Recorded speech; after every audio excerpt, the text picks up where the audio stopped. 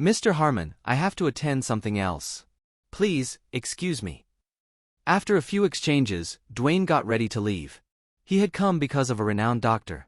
He wouldn't stay long since it was just a sham. Mr. Welch, I suggest you listen to Mr. Rhys' advice and stay around Swinton for these few days to avoid anything. Natasha kindly reminded him. Natasha, you don't have to worry about me. You should worry about yourself, Dwayne piped up thoughtfully.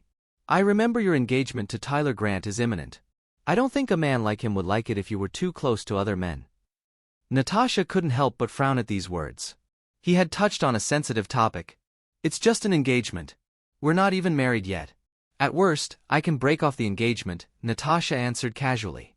Break off the engagement? That's the Grant family you're talking about. Have you thought of the consequences of your actions? Dwayne was slightly bewildered.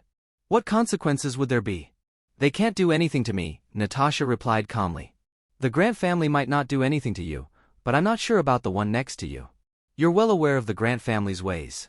The closer you get to him, the more danger he's in. Dwayne gazed toward Dustin. His implications were clear. Humph! I don't believe Tyler would cause any trouble.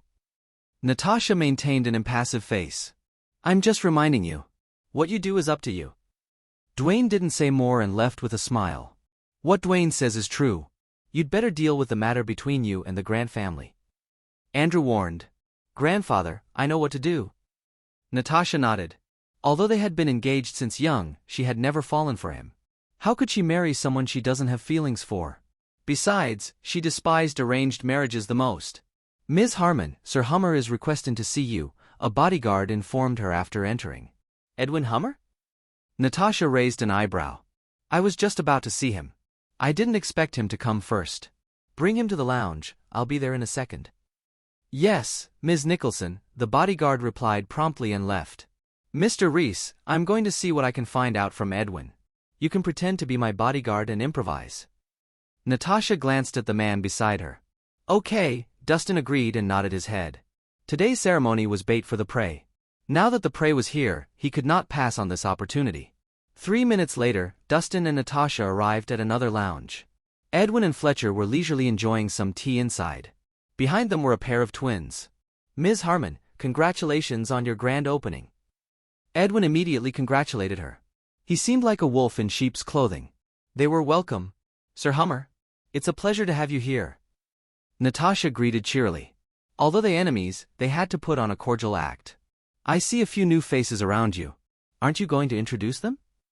Natasha looked toward Fletcher and the other two men. Oh! This is an old friend of mine, Mr. Lawson. He helps me with my personal affairs.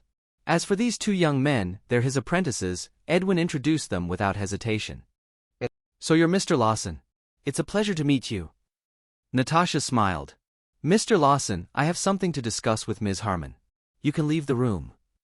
Edwin gave them a look, hinting for them to leave. Yes, sir.